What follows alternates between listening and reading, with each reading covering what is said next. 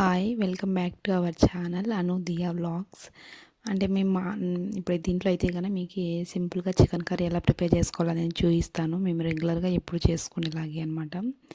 అక్కడ చూపించిన విధంగా మీకు వెండి కొబ్బరి, దాల్చిన చెక్క, లవంగాలు, ఇంకా ఇవి కొత్తిమీర, పుదీనా, చిన్న టమోటా ఒకటి, వెల్లుల్లి, ఆనియన్స్ ఇవన్నీ తీసుకొని మనం అవి బాగా ఫైన్గా పేస్ట్ చేసుకోవాలన్నమాట.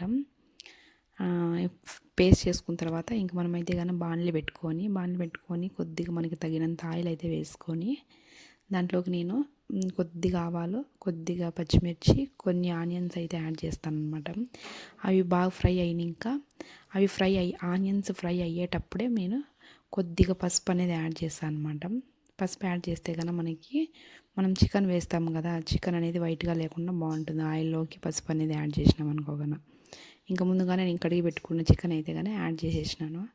చికెన్ అనేది కొద్దిసేపు అట్లా ఫ్రై అయిందనుకో ఆయిల్లో టేస్ట్ బాగుంటుంది అనమాట. మనకి పీస్ కూడా గట్టి పడుతుంది అనమాట, మెత్తగా లేకుండా.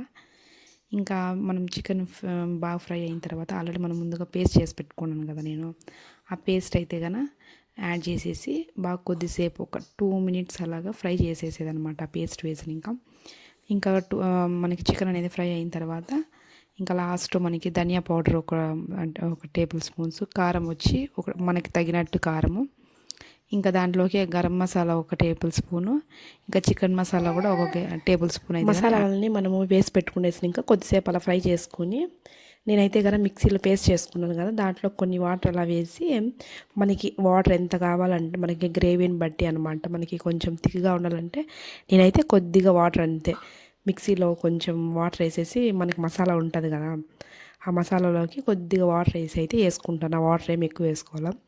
ఇంకా మనకి తగినంత సాల్ట్ వేసుకొని ఇంకా లాస్ట్గా ఫైనల్గా మనం కొత్తిమీర అయితే వేసుకొని ఇంకా మనం టేస్ట్ తినేయడమే అనమాట.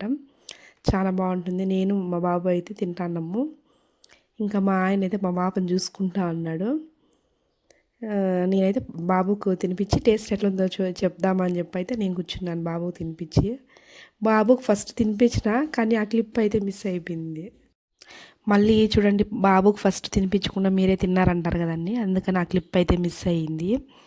ఇంకా టేస్ట్ అయితే కనుక చికెన్ చాలా బాగుండింది అనమాట. నేను రెగ్యులర్గా మామూలుగా అట్లే చేస్తాను. మీరు కూడా ఒకవేళ ట్రై చేయాలంటే రెసిపీ ట్రై చేయండి. ఇంకా మా ఆయన మళ్ళీ వచ్చి పాపకు కూడా రైస్ తీసుకొని పెడతానమాట. మా పాప తినడానికి వస్తూ ఉంది. ఈ వీడియో కనుక మీకు నచ్చినట్టయితే కనుక ఖచ్చితంగా లైక్ చేసి సబ్స్క్రైబ్ అయితే చేసుకోండి. ప్లీజ్ సబ్స్క్రైబ్ చేసుకోండి మా ఛానల్.